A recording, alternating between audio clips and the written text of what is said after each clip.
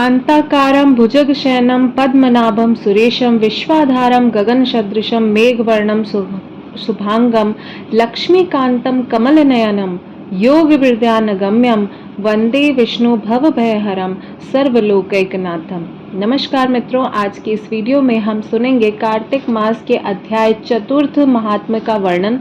और ये वर्णन पुराणों में बहुत प्रचलित, बहुत ही सुंदर रूप में वर्णन है, जहाँ पर भगवान श्री कृष्ण माता सत्यभामा को अपनी प्रियतम कार्तिक मास का व्याख्या करते हुए वर्णन कर रहे हैं।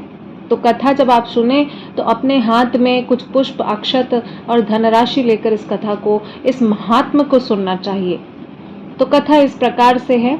नारद जी ने ऐसा कहा, भगवान विष्णु मछली का रूप धारण करके आकाश से जल में गिर गए। उस समय विंध्याचल पर्वत पर तप कर रहे महर्षि कश्यप अपनी अंजलि में जल लेकर खड़े हो गए थे। भगवान जब उनकी अंजलि में गिरे तो महर्षि कश्यप ने दया कर उसे अपने कमंडल में रख लिया।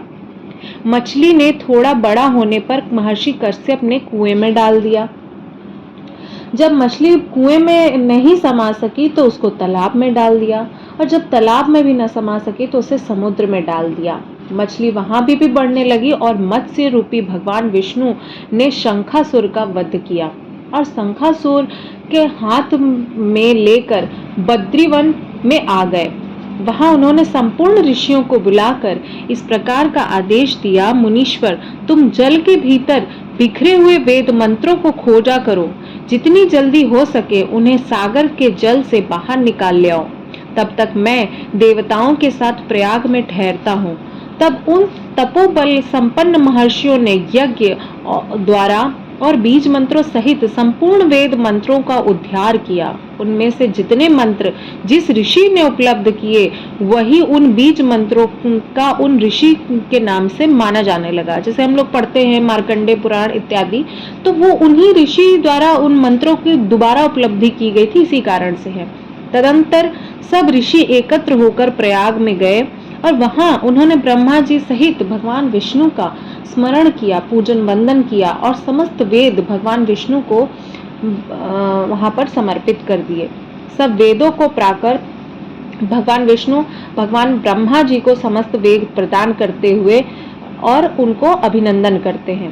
ब्रह्मा जी जब वेदों को पा लेते हैं तो वो अत्यधिक प्रसन्न हो जाते हैं, क्योंकि उन्होंने देवताओं और ऋषियों के साथ प्रयाग में अश्वमेध यज्ञ किया और इसी का प्रताप है। इसी वजह से प्रयाग की भूमि अत्यंत ही पुण्यदायी मानी जाती है, क्योंकि वहां स्वयं भगवान ब्रह्मा ने वहां पर अश्वमेध यज्ञ किया था।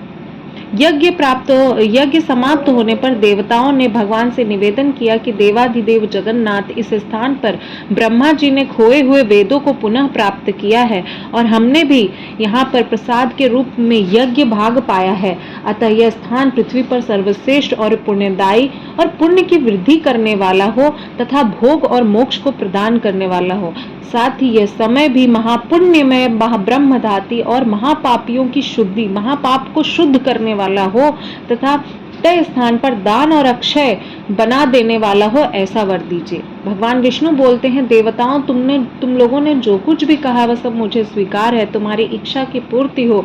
आज से इस स्थान को ब्रह्म क्षेत्र के नाम से प्रसिद्ध होगा। सूर्य वंश में उत्पन्न राजा भगीरथ यहाँ पर गंगा को लेकर आएंगे और वह यहाँ पर सूर्य कन्या यमुना भी यहाँ पर मिलेंगी। ब्रह्मा जी और तुम सब देवता मेरे साथ यहाँ निवास करो। आज से यह तीर्थराज के नाम से विख्यात होगा। तीर्थराज के दर्शन से तत्काल सब पाप नष्ट हो जाएंगे। जब सूर्य मकर राशि में स्थित होगा तो ऐसे समय में यहाँ पर स्नान करने वाले मनुष्य के समस्त पाप जो यहाँ ये तीर्थ भूमि है वो नष्ट कर देगी। यह काल भी मनुष्यों को सदा महान पुण्य देने वाला होगा। माघ में सूर्य के मकर राशि में स्थित होने पर यहाँ पर स्नान करने से सलोक के आदि फल की प्राप्ति होगी। देवादिदेव भगवान विष्णु देवताओं से ऐसा कहकर ब्रह्मा जी के साथ वहां से अंतर ध्यान हो गए। तत्पश्चात इंद्रादि देवता भी अपने अंश से प्रयाग में रहते हुए वहां से अंतर ध्यान हो गए। जो मनुष्य, ये यहाँ पर कथा संपूर्ण होती है। और अब आप अपने हाथ में लिए हुए अक्षत और पुष्प को अपने घर के पेड़ों में डाल सकते हैं और जो दक्षिणा है वो विष्णु मंदिर में दान कर सकते हैं और ये कथा यहाँ पर पूर्ण होती है। इस प्रकार से वर्णन मिलता है कि जो मनुष्य कार्तिक में मास में तुलसी जी के जल के समेत श्री हरि का पूजन करता है, श्री हरि नाम के साथ माता तुलसी का पूजन करता है, वह इस लोक के संपूर्ण भोगों का उपभोग कर अंत में वैकुंठ धाम को प्राप्त करता है। ये महात्म कथा थी आज चतुर्थ अध्याय का। उम्मीद करती हूँ आप सभी को पसंद आया होगा वर्णन, मेरी व्याख्या।